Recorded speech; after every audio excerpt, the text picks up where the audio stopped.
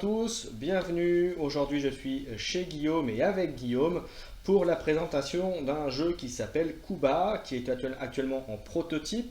Donc il va nous expliquer exactement en quoi ça consiste, nous faire aussi une petite présentation de ce jeu et puis nous sommes d'accord tous les deux pour faire une partie pour vous montrer après de quoi il retourne.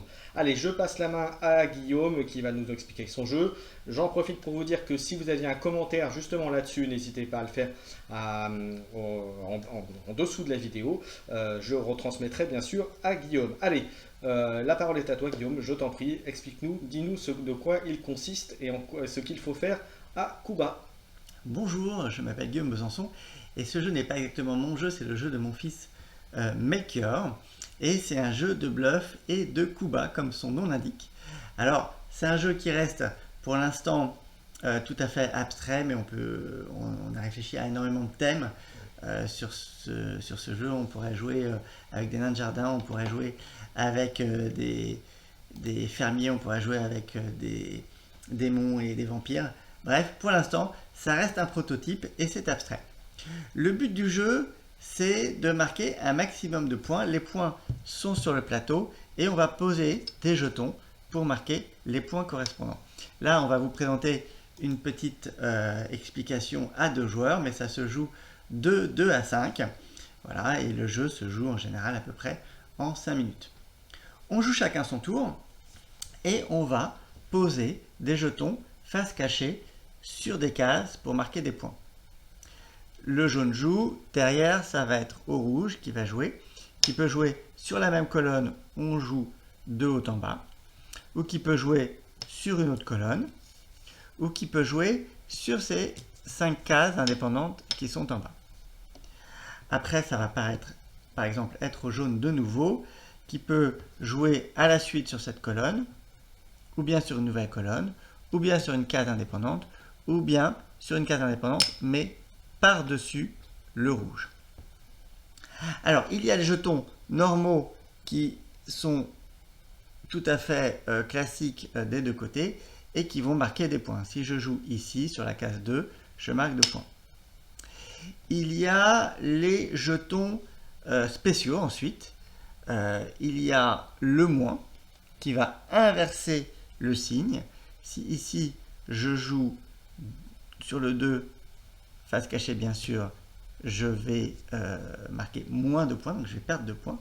Mais le rouge qui pourrait jouer derrière, ici, et tous les jetons qui vont venir derrière sur cette colonne seront aussi en chiffre négatif. Donc là, le rouge, au lieu de marquer 2 points, perd 2 points. Ça peut être aussi intéressant de jouer par exemple son chiffre négatif sur un nombre qui est déjà négatif.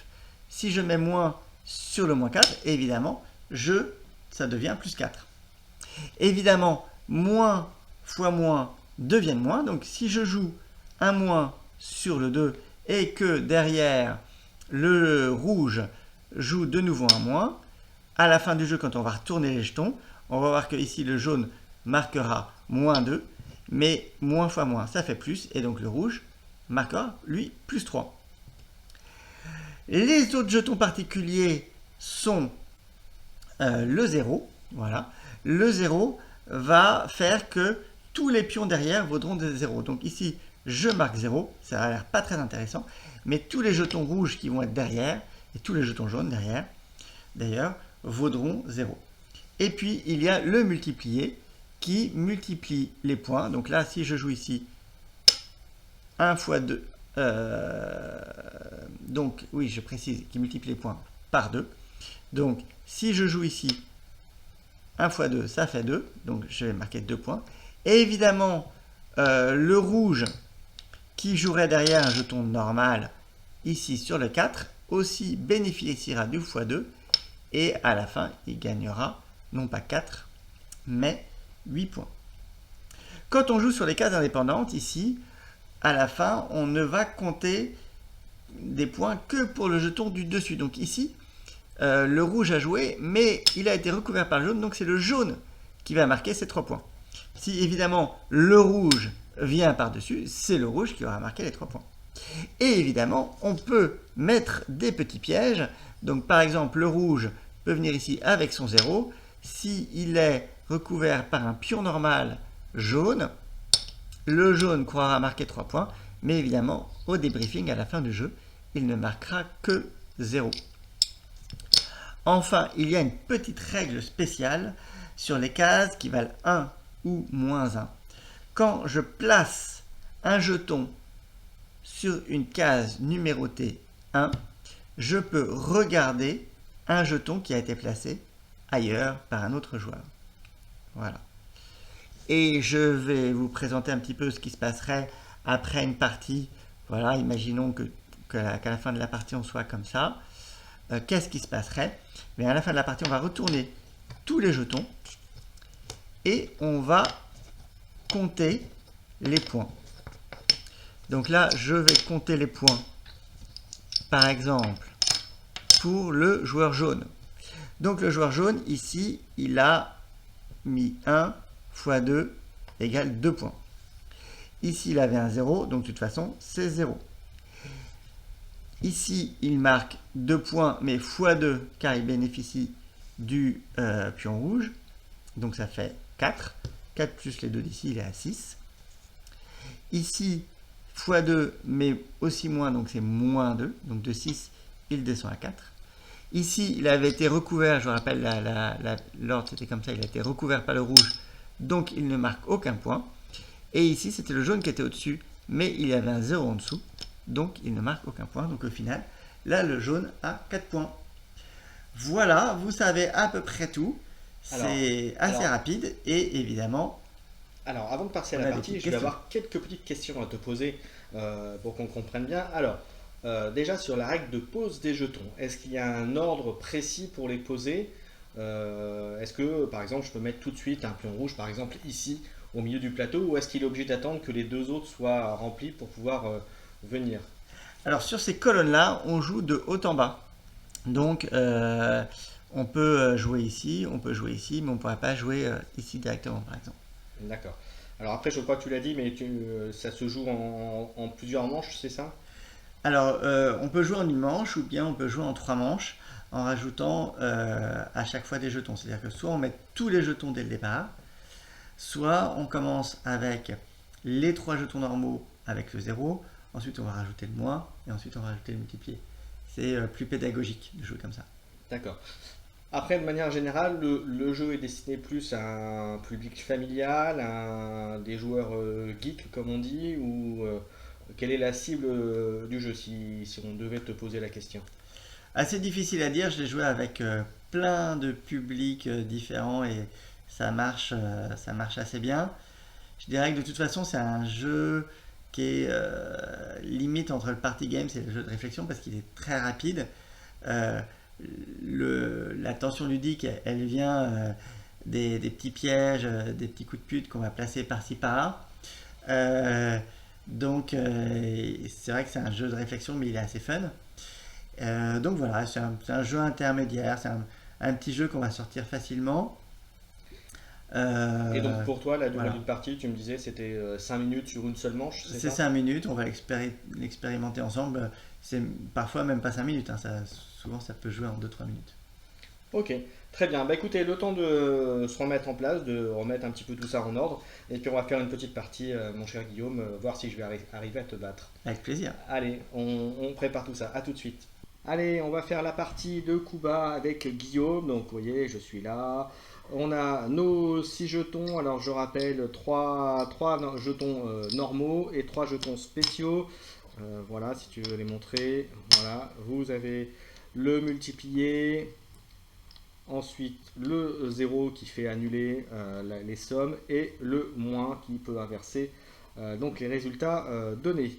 On va faire donc une manche pour montrer de quoi il s'agit. Au niveau du plateau, on a les colonnes ici où on doit respecter l'ordre de placement, 1, 2, 3 et 4 dans cet ordre-là pour les placer. Alors vous avez vu, il y a des 1, des moins 4, moins 1, 5, vous voyez, il y a des choses auxquelles il faut faire attention. Une colonne libre, entre guillemets, où on peut mettre autant de jetons que l'on veut, et c'est le jeton qui est placé au-dessus qui gagnera, bien entendu sous réserve qu'il n'y ait pas de jetons spéciaux en dessous. Comme d'habitude, j'ai oublié une petite règle, c'est laquelle? La petite règle qu'on oublie toujours, c'est que quand on joue sur un 1 ou un -1, on a le droit de regarder un pion adverse déjà posé, d'avoir une petite information. Voilà, et je me propose de commencer cette partie car c'est plutôt un désavantage de commencer et que j'ai un petit peu de bouteille sur ce jeu. Voilà, et je vais commencer tout de suite très fort avec un petit pion ici. Très bien. Eh bien, écoute, moi je vais te suivre. Alors, bien sûr, j'espère qu'il n'a pas regardé. J'ai rien vu. Très bien. Moi, je vais jouer ici sur le 1 pour regarder ce que tu as joué et je vois en bon traître que tu es que tu as mis un moins. Voilà, c'est un jeu pour se faire des amis, on le rappelle, hein, bien sûr. Je vais jouer quoi, moi? Je vais jouer ça. Allez. Ok, et bien, puisque c'est comme ça, moi, je vais jouer ici. Et ben moi, je me dis qu'après tout, c'est bien d'en mettre un au milieu. Je joue aux dames, là, en fait.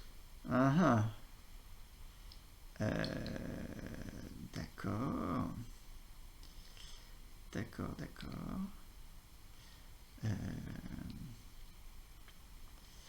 Les deux côtés sont intéressants. Je vais aller jouer ici. Tranquillement. Et moi, je vais mettre le 4 ici pour l'instant. D'accord. Moi, je pense que 4 c'est ambitieux. Moi, je vais juste mettre un petit 3. Écoute, moi je me dis que le 4 il est bien là.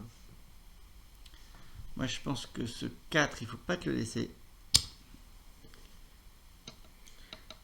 Eh bien, aussi bizarre que ça puisse paraître, j'ai pas envie de te laisser le 4, donc je vais me mettre dessus.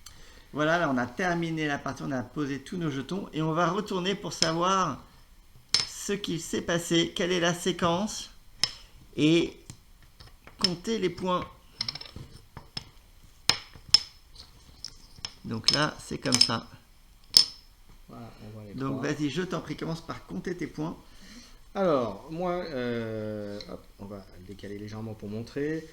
Donc ça fait 2 fois 2, ça fait 4. 4, voilà. 4 plus 6, ça fait 10. 6 pour moi. 10 pour moi, ouais. 10 pour toi, et moi, ça fera 8, c'est ça? 8 fois 2, encore, puisque les fois s'accumulent. Donc là, tu as 16 points. 16 points, là, et il y a 10 pour l'instant. Exactement, il y a 10 à 16 ici. Ensuite, ici, j'ai 1 point. Ok, et moi 0. 0. Donc, on est à 11 à 16. 11 à 16. Ici, je prends 2 points, donc je passe à 18. 11 à 18. 11 à 18. Ici, j'ai 1 point, je passe à 12. Et moi, je fais moins 4. Ça fait, je passe à 14, et toi, tu es à 12. À 12. 14 12 à 18. 12, oui. C'est ça, non? 12. Oui. 14. Et 12, 14, voilà. C'est ça, voilà. Ici, toi, tu as moins 3 points. Aïe, ça fait mal, ça. Ça fait 14 à 9. 14 à 9, exactement. Et le dernier, ça fait 0. Ça fait 0, car il y avait un petit 0 en dessous. Donc 14 à 9. 14 à 9, félicitations, bravo. C'était plus équilibré. Ouais. Belle partie. Voilà, donc vous voyez, il y a plein de mécaniques, plein de bluffs, effectivement. Là où tu pensais faire multiplier, moi je m'en ai profité. Donc, mais ça aurait pu être l'inverse si j'avais fait un 0. Si j'avais mis un petit 0, voire un moins. Voilà, donc tout est là. Mais à partir du moment où tu en as mis 2, je me suis dit, bon, il y avait peut-être un coup à faire. Voilà. Donc il y a plein de choses intéressantes dans ce jeu, plein de petites mécaniques rigolotes. Voilà, on arrive à la fin de la vidéo, mais avant, deux petites choses. Déjà pour vous dire, comme j'ai dit en début de vidéo, si vous aviez des commentaires à faire, n'hésitez pas à les marquer, le marquer juste en dessous justement de celle-ci. Si vous avez des messages personnels envoyés à Guillaume ou des questions, n'hésitez pas également, je leur montrerai tout ça. Et puis la dernière chose, rapidement, est-ce que tu peux nous parler de la LIF puisque tu en fais partie? Tout à fait. La LIF, c'est la Ligue extraordinaire des auteurs franciliens. C'est un groupement informel d'auteurs et on se réunit régulièrement pour tester nos prototypes mutuels.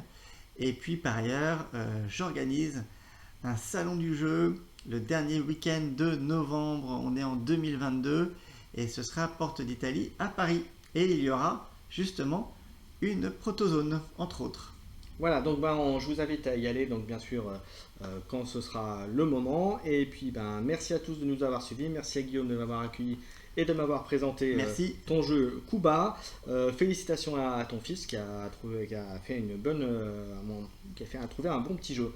Merci à tous, on se retrouve très bientôt pour d'autres vidéos et plein de choses de ce genre-là, puisque je crois savoir d'un petit oreillette que Guillaume a plein de choses à me montrer encore. Tout à fait. Allez, merci plein à de photos. tous. Ciao tout le monde.